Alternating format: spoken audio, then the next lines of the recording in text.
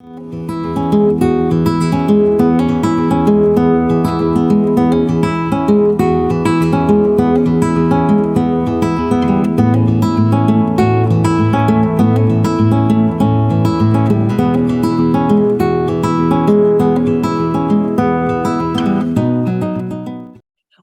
to On Your Own Terms.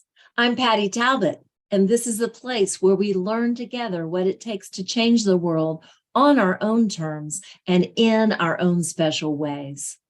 Today, my special guest is Nadine Marshall. Nadine is coming to us all the way from New Zealand. I was fortunate to meet Nadine in a small pod group in a business networking program I'm in that is offered by Miracy. Their business development program is called ACES. And Nadine and I were lucky enough to have the same coach for one of our sprints together, and we were put together in a pod. I immediately felt the warmth and authentic nature of Nadine, and I was fascinated by the work that she's doing and the framework that she's created to help her clients develop themselves holistically as whole, functioning, thriving human beings. I will let her tell you all about that, but I'm thrilled that she has today agreed to use my framework for Changemakers, homegrown solutions for a patchwork world, to tell her story.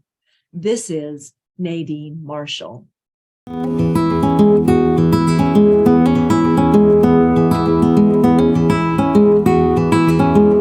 I was born on the west coast of the South Island of New Zealand in a small town called Greymouth, and it's got a real rugged natural beauty. We're surrounded by the ocean and beautiful natural bush. And as a child, I spent a lot of time playing in the bush and making huts and pathways and imagining my time with fairies. And I just had a very imaginative, kind of wonderful childhood connected to nature.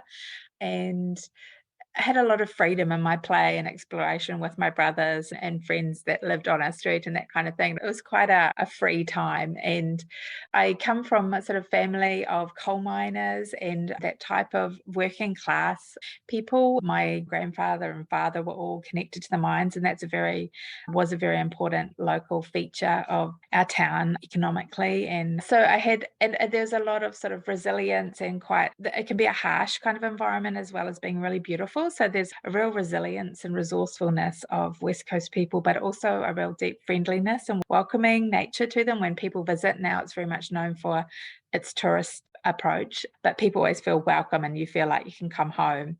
And I used to joke, there's a pub not very far away from where my nanny used to live, and you could go and just put your money on the bar and order a drink, and the barman would just take your money and put the change back, and there'd just be these little piles all around the bar. And yeah, so that was the nature of how the West Coast is. And so I often hankered to get back there, be amongst those beautiful friendly people and just the natural environment. Yeah, my mum, she was a nurse as well, so she had a very caring ethic, and she was the first person in my family to really train in a professional capacity. And so that sort of was a really inspiring thing for me. I grew up very much with female role models. My mum mostly raised me on her own, and I had a very loving connection to my grandmother as well. So that was my environment with my family. Yeah, so it shows up on my background, I think, in a sense of my own resourcefulness and creativity, and a general sense of welcoming and feeling a warmth towards people. I very much love people and I love to understand how they tick. But also my experience with nature meant that I had a real connection to the metaphor of nature and what Mother Nature does, and it really guides my work in organizations. And so I use the seasons and cycles, the life cycles of plants and the ecosystems of the natural world to guide and show us when we're getting off track with how we can be in relationship to ourselves and to each other in the workspace. Yeah, I really feel that that's been a huge influence in my work.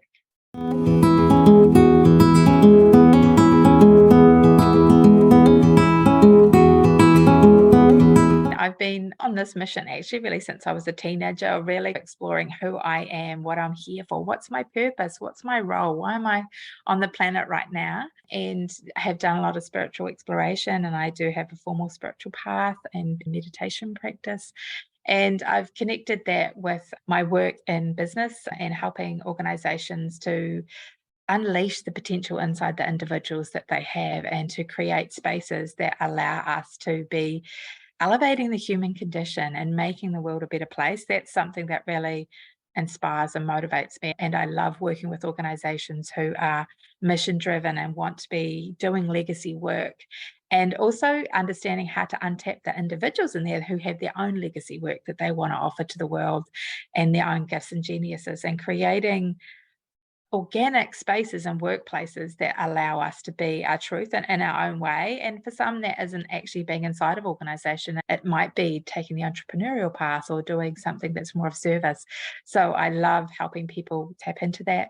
And I often get involved at a point where they're in breakdown or with disintegration, and where there's like a kind of a crisis of faith or a checkpoint, and they're looking to understand what's going on here. I've been really successful, or the business has been really successful, and now it's not. And to me, it's a time of really using the metaphor of plants. Like, we're broken out of our container. Our container doesn't fit. We're root bound. We need to up level and elevate our roles with our work. I see us as spiritual beings having a human experience, and that the idea of our work is a place in which we can self-actualize and bring our best gifts to ourselves and for the benefit of everyone.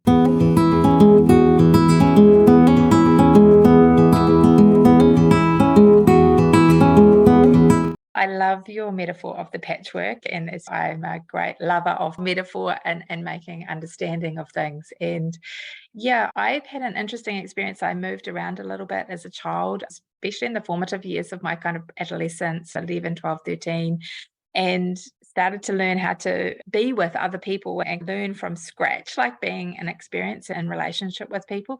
Then I took myself away to university. I chose to travel further away and had a lot of different diverse experiences with my university days. It's a kind of a crazy heyday, but you get to mingle with a lot of different people from all around the country. But the real place where the sort of diversity of perspectives and different cultural experiences came through my work. And I got to work with a variety of different occupational groups and people. And because I just have this just love of understanding about people and what makes them tick and what's important to them, I just would get into conversation and relationship with them and be asking and inquiring about their lives to understand what was going on behind their work, or what was happening with the issues that were presenting, why this was important, so that I could be a true advocate for them and their potential and what was there for work.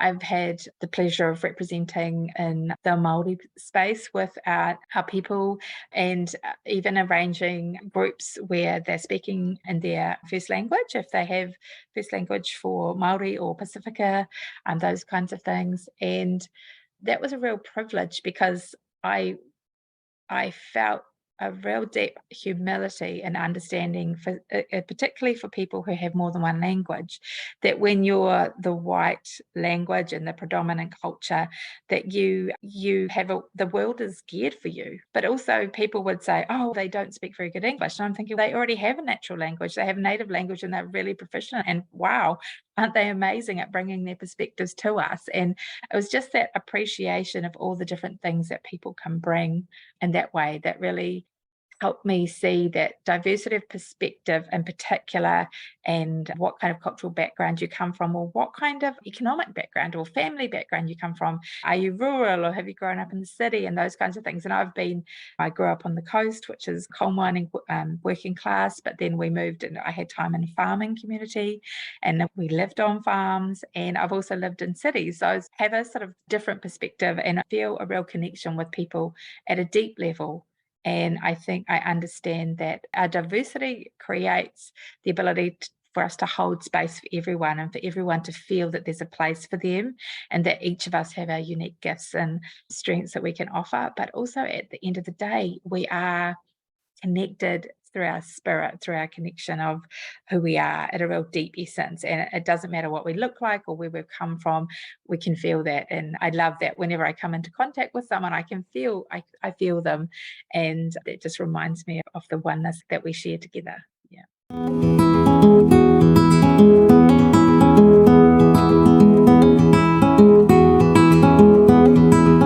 I think that more than 10 years, maybe 15 years ago, I had this vision of designing my work around my life. and really set out to do that. And I've had lots of challenges, and sometimes I've leapt without safety nets, and I wouldn't always recommend that. And I went boldly forward and into things, and I've learnt some good lessons along the way. But I think I have this deep feeling that our work and who we are could be so different, and that inside organizations, for example, we could really restructure our relationship with each other, the power dynamic, to create a sort of place in which what I believe is the new impulse that people have, which is to thrive. I think my background of coming from working class, there was very much that impulse to survive. That's what the working class were needing to do. And then there was that ability to start sending your children to higher education. And so that was that idea of having an impulse to strive and be successful financially and in your learning and those kinds of things. And now I think people have often, the disrupting factor in that is it's taken its toll on people's relationships or in their own well-being. And now people are looking for a new way of being in relationship to their work and themselves, which is about thriving. And I want to be a part of creating a community and safe spaces for people who really want to explore that and be in all their diversity. I'm quite a multi-passionate person. I do a range of different things. I'm a pure spiritual healer, intuitive counselor, a yoga teacher, a consultant, a facilitator. I've got to be lecturing at our university. And I just take challenges because I love them and they're growing me into someone. And rather than feeling squished into a particular box or container, I want the idea of our workplaces and how we order our work to allow people to really be themselves in the world, but offer their gifts to the world as well. Through that process to actually self-actualize ourselves and become the truth of who we really are and all our brilliance and glory. So that's what drives me, I think. My role as a mother as well has been a really important influence in my work. And in fact, it was one of the driving reasons that before I even became pregnant and knew I was having a child, this idea of wanting to design my work around my life. But it became a very important feature for me as a woman to be accessible to my children and to have this time where the formative years of them growing. And so I've made sacrifices and sense of financial and possibly progression around some things. But to me, I can see that it's a really important learning phase. I've learned so much from it, and I have such empathy for mums and parents who have to do full-time work. And that's allowed me to really see where work impacts on us and in our psyche and in our values, where we're in conflict with who we are and what we're trying to do and the other values in our lives. And that's an important part of me. That's something that really drives my work as well, as helping people dissolve the shame that they feel around the way that they might be in relationship to their work and how that impacts on their families and those kinds of things, and to find new ways of being in their work. To me, that's really very important. Yeah, so my children are now almost 14 and 16, and I know there's this feeling that as your teenagers get older, they're certainly more independent and they're moving around and all that. But I spoke to my fiance the other day, and it's a thing that's come to me many times in recent years, that this is a really important time. And I actually feel, oh, yes, the apron strings are stretching out, but it's actually time for me to be here in a different way for them, so that now I'm driving them to their sports events and different things and being able to have communications with them. I call myself a moober, which is a mummy Uber. And I joke about it, but actually it's a really important time because I'm available to them and reflecting back that it's important what they're doing. I go to their games, I try to turn up to their interviews, those kind of things are like, oh, mom. It's that kind of thing of just them knowing that I'm there because they're going through such a huge growth into adulthood. And I remember that as being a quite scary time, and just being available to them in whatever way they need is something that feels really important to me. Yeah.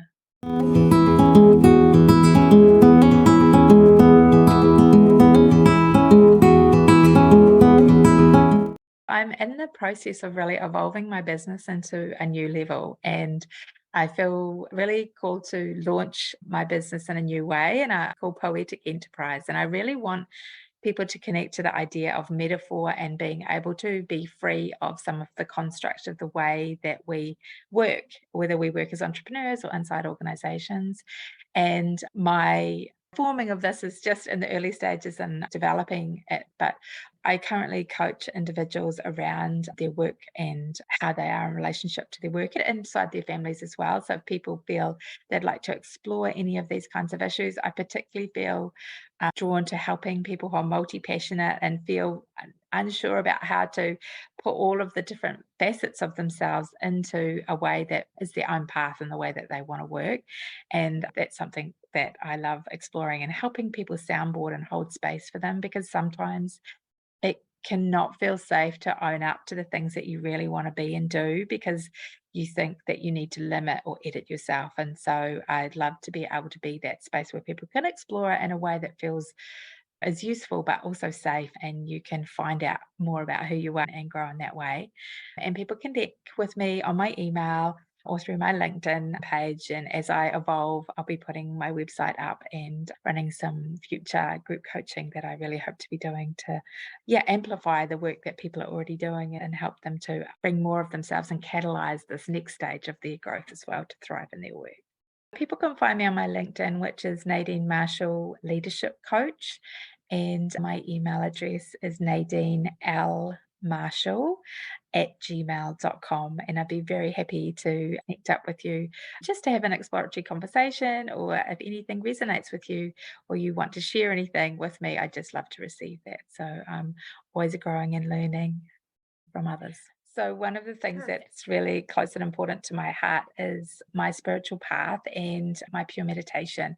And I volunteer at the Self-Realization Seva Light Centre in Christchurch, New Zealand. And if you feel interested in exploring your deeper connection to your own spirituality, I would love to direct you to them. Their website is selfrealizationcentre.nz. And just love for you to explore that side if you feel to. Thank you, Nadine. What a thrill it is to hear from you today. I look forward to a long association, and I hope that the viewers of this show will be inspired to reach out to you, follow your work, and perhaps get involved with you. You are someone that can help them live their lives in the most genuine, nurturing, and cared for way, so that they can do the same for the people with whom they work. That is how the ripple effect works. We let our light shine so that others can connect the glow. I hope you'll also follow my work at blueroadseducation.org, where we are working together to celebrate, support, and cultivate changemakers like Nadine and like you. You can get in touch to get involved with my courses that develop the 16 skills that all changemakers have in common, to join our changemaker circles that are mastermind style accountability groups for people who wish to work on social and environmental change, to help you show up and change the world on your own terms. Next week, we'll have another amazing changemaker woman here to tell you her homegrown solutions for the patchwork world we share. And in the meantime, may you be grounded in your beingness, guided in your doingness, generous in your connectedness, and inspired in your reflectiveness, so you can change the world on your own terms. I'm Patty Talbot. I'm always learning, and I know you are too.